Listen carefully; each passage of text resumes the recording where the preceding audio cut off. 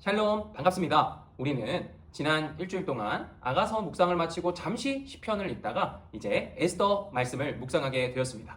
우리 교회는 5월 12일부터 22일까지 약 열흘 동안 이 에스더 말씀을 읽게 되었는데요. 기억하실지 모르겠지만 2019년 말부터 20년 초까지 저희 교회는 수요 예배를 통해서 이 에스더서를 한번 쭉 읽었었던 적이 있어요. 다시 에스더서를 읽어가시면서 큰 은혜와 감동이 있으시길 바라면서 에스더 산책 시작하겠습니다. 네, 에스더서는 지금까지도 유대인들에게 많은 사랑을 받고 있는 책입니다.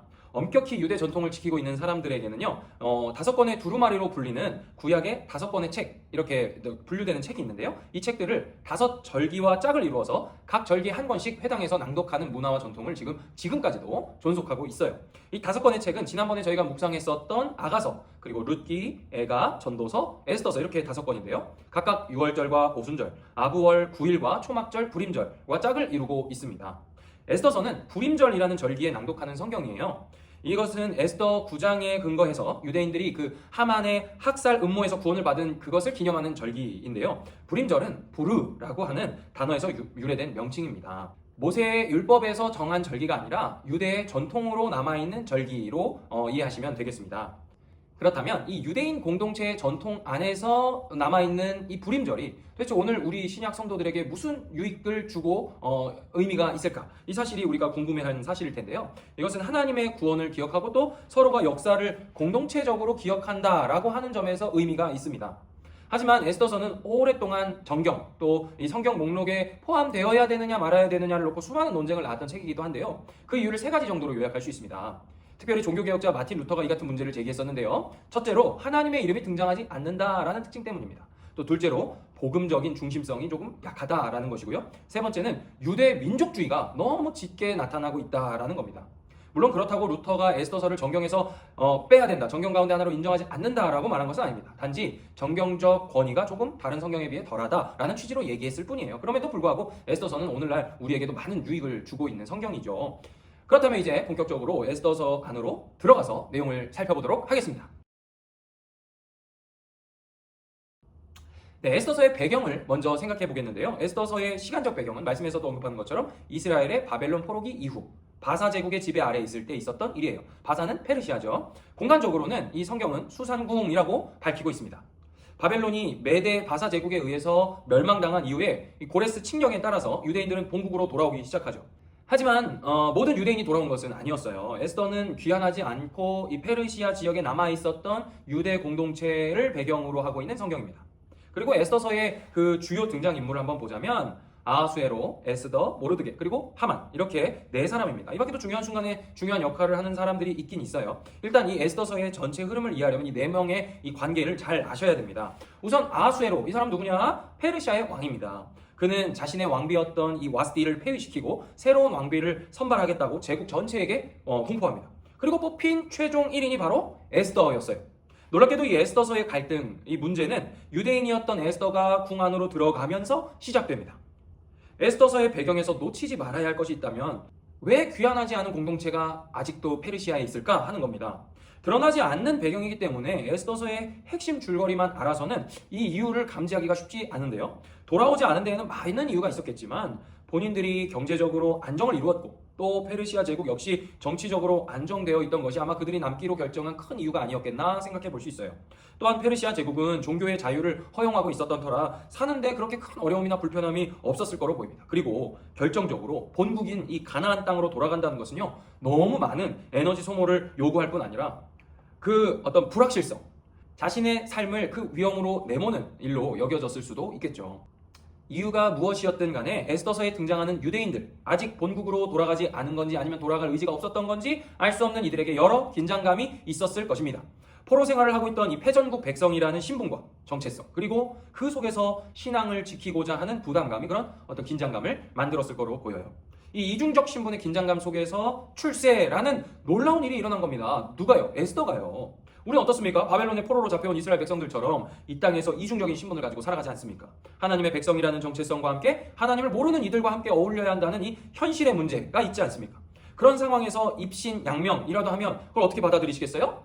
에스더서는 바로 이런 배경 속에서 우리에게 질문하고 있는 것 같아요. 에스더가 궁에 들어가고 난 뒤에 왕에게 신임을 얻고 있던 하만과 에스더의 삼촌이자 한때 왕의 목숨을 구했던 이 모르드게 사이에 미묘한 긴장과 갈등이 발생합니다. 그리고 하만은 모르드게는 물론이고 그의 민족 전체를 말살하려는 계획을 세우게 돼요. 이게 출세 이후에 벌어지는 일이라니까요. 이게 납득이 되시겠어요? 보통 출세한다 그러면 어떻게 생각합니까? 좀 잘 나가고 안 풀리던 것도 풀려지고 뭐 이래야 되는데 이 땅에서 살아가는 하나님의 백성들이 출세하고 입신양명하는 중에 갈등을 만나게 됐다라는 겁니다. 바로 이 사건이 에스더서의 중심 사건이고 이 계획이 어떻게 무너지고 최종적으로 에스더와 모르드게 그리고 이스라엘 백성 전체 그 민족이 구원을 어떻게 얻게 되는지 보여주는 책이 바로 에스더서입니다. 자, 지금까지 에스더서의 배경과 인물의 관계 그리고 사건에 대한 간략한 소개를 드렸는데요. 그렇다면 이제 에스더서의 구조를 한번 생각해 봐야겠죠. 여러분 구조 어렵잖아요. 그런데 에스더서는요 이 구조를 보면 정말 쉽고 간단하다는 걸 아실 거예요. 그러니까 꼭 보셔야 됩니다. 에스더서는요 교차 대칭 또는 교차 대꾸의 구조를 보이고 있습니다. 먼저 아하수에로 그 다음에 모르드게 그리고 에스더가 등장하는 장면이 앞부분에 나오고요. 그리고 위기를 맞이하는 유다의 이야기 그리고 이야기의 전환이 일어나는 중심 이야기 그리고 마침내 그 위기를 극복하고 승리를 맞이하게 되는 유다 그리고 마침내 아하수에로 모르드게 에스더가 모든 장면에서 퇴장하게 되는 이야기로 구성되어 있어요. 그러니까 등장과 퇴장 사이에 위기와 승리가 있고 이 위기로부터 승리로 변화하게 되는 역전의 이야기가 이 에스더서의 중심부를 이루고 있다라는 것이죠. 간단하죠? 장과 절은 크게 신경 쓰지 마시고 이야기의 흐름을 눈여겨보시면 좋겠어요. 에스더서가 전체적으로 마치 드라마나 동화책처럼 구성되어 있는 것 같지 않습니까? 먼저 등장인물들이 등장하고 간단한 정보들이 앞쪽에 다 배치가 됩니다. 그리고 아하수에로 왕이 언제 어디서 얼마나 큰 제국을 다스렸는지 보여주죠. 그리고 왕후에 대한 이야기를 언급함으로써 왜 에스더가 입궐하게 되었는지 독자들에게 보여주는 거예요. 아주 오랜 시간이 걸려야 될 이야기를 단시간에 짧게 축약해서 보여주고 있습니다. 그리고 동시에 이 모르드게라는 인물이 왕의 목숨을 구한 사실도 보여주고 있어요. 이거는 이 모르드게가 후에 왕에게 어떤 은혜를 입게 될 것인지를 기대하게 만드는 복선의 역할을 하는 거죠. 그리고 이야기가 이상하게 전개됩니다. 정말 너무 작게 보이는 사건이 빌미가 되어서 한 민족 전체가 몰살의 위협 앞에 놓이게 돼요. 어떤 사건이죠? 모르드게가 성문 앞에서 하만에게 인사를 제대로 하지 않았다는 거. 그게 바로 문제가 된 거예요. 여러분 인사가 이렇게 중요합니다. 인사 하나 때문에 한 민족이 몰살당할 위기를 당하게 된 거예요. 하지만 유대 민족이 직면하게 된 그 문제는 이 모르드게의 확신에 찬 권면, 뭐죠? 에스더의 용기와 지혜, 민족의 기도로 인해 반전을 맞이하게 되는 그 권면. 너가 지금 이 때를 위하여 그 자리에 있는 것이 아니냐라고 하는 그 권면이 등장을 하는데요. 이 반전에 에스더서 전체에 흐르고 있는 잔치라는 환경이 큰 역할을 하고 있어요. 그렇게 유대 민족은 사망에서 생명으로 옮겨지는 은혜를 그 잔치를 통해 경험하게 됩니다. 그리고 유다 백성들의 승리는 자신을 집어삼키려 했던 세력에 대한 진멸로 완성되는 것이죠. 네 번째로 우리는 에스더서의 핵심 주제와 메시지를 생각해 볼 텐데요. 에스더서의 핵심 메시지는 4가지 정도로 정리해 볼 수 있습니다. 첫째는요, 보이지 않는 하나님의 섭리예요. 놀랍게도 에스더서에는 하나님의 이름이 단 한 번도 등장을 하지 않습니다. 우리말로 뿐만 아니라 원문에도 그래요. 이는 에스더서가 의도적으로 하나님을 숨김으로써 표면에서 벌어지는 난해한 이야기의 이면에 모든 역사를 주관하시는 그 하나님의 모습을 우리에게 가르쳐주고 있다고 할 수 있어요. 왕이 잠에 들지 못하는 장면이나 하만의 음모가 뒤집히는 장면과 또 모르드게가 왕의 총애를 받아서 승진하는 장면은 우연으로 드러나고 있는 하나님의 필연이라고 할 수 있죠. 이 디아스포라 유대인들에게 하나님이 여전히 계시고 또 여전히 그들 속에서 일하고 계시는 분이라는 위로를 담고 있는 메시지입니다. 둘째로 유대인으로서의 정체성이 회복된다라는 메시지입니다. 페르시아 내에서 살고 있던 유대인들에게는요 3가지가 없었습니다. 그들에겐 율법이 없었고요, 성전이 없었고 예루살렘이 없었어요. 그것들 없이 살아가는 신앙 공동체입니다. 그들이 그런 정체성을 유지하면서 살기 위해서 공동체적인 지혜와 공공신앙의 실천이 매우 중요하다는 것을 이 에스더서가 보여주고 있다는 겁니다. 세 번째로는 공적 신앙과 그에 따르는 책임에 대한 메시지예요. 모르드게의 말을 한번 보십시오. 그는 에스더가 왕의 자리에 있는 것이 개인의 영달을 위한 것이 아니라는 점을 지적해요. 이것은 유대인들 특유의 어떤 집단의식, 공동체 중심성을 에스더서가 보여주고 있는 대목이기도 하죠. 오늘날 우리의 교회의 모습도 그렇지 않습니까? 교회의 덕을 쌓기 위하여 우리의 각자에게 은사를 주셨다라고 바울은 이야기하지 않습니까? 네 번째, 하나님의 구속사적인 섭리를 보여줍니다. 하나님의 백성이 사망에서 생명으로 옮겨지는 그 전환점은 하나님께서 어떻게 역사를 주관하고 계시는지를 깨닫게 하는 장면이에요.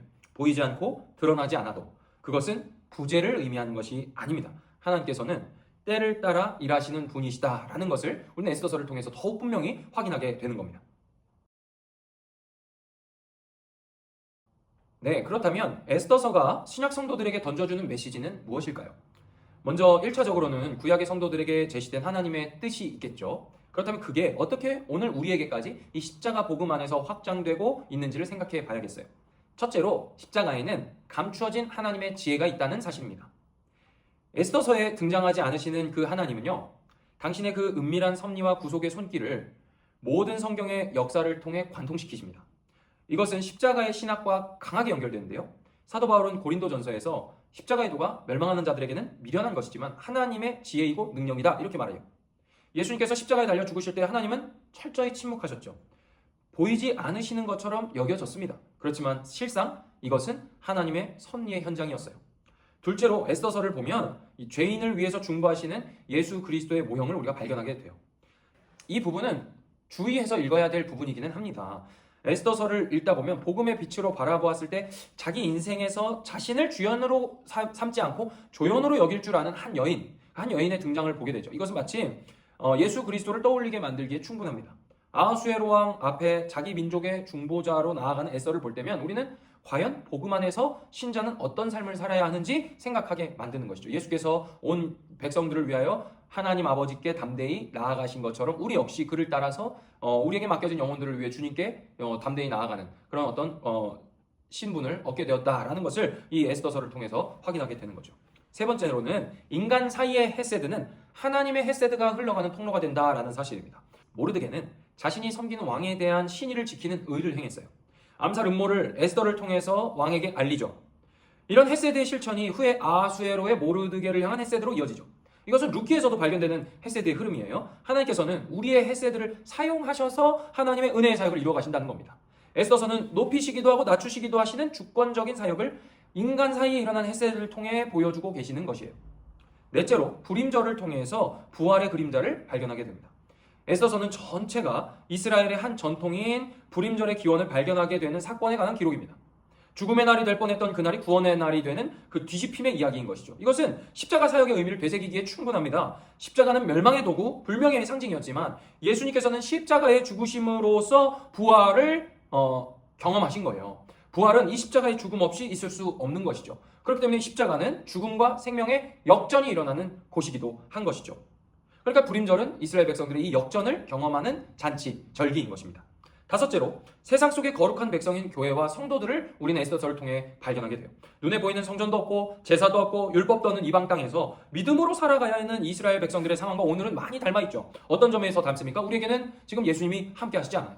눈에 보이지 않는 성령님이 내주하시면서 역사하신다라고 믿으며 살아갑니다.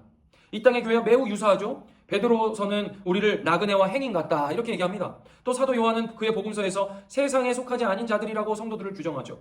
따라서 우리는 마치 바벨론에 포로된 이스라엘의 곁에 계신 하나님을 보면서 이 페르시아 지역에 남아있던 유대인들을 보면서 우리와 함께 하시는 하나님을 생각하게 되는 겁니다. 하나님이 여전히 이 땅 가운데 우리와 함께하고 계시는구나, 이 사실을 다시 확인하게 된다는 것이죠. 네, 이제 에스더서를 마무리할 시간입니다. 에스더서 아마 너무 잘 알고 계시고 많이 익숙한 본문이라서 내용이 어렵거나 낯설지는 않으실 거라고 생각해요. 그럴수록 더 자주 더 깊이 묵상하시다 보면 저 깊은 그곳에 있는 우물에서 막 물을 길어 오르는 것과 같은 시원함을 에스더서를 통해 느끼실 수 있으리라고 믿습니다. 가장 유대적인 성경이지만 진주와 같은 이 복음을 품고 있는 에스더서와 함께하는 가정의 달 되시기를 축복합니다. 그럼 저는 이제 다음 산책 때 인사드리도록 하겠습니다. 샬롬!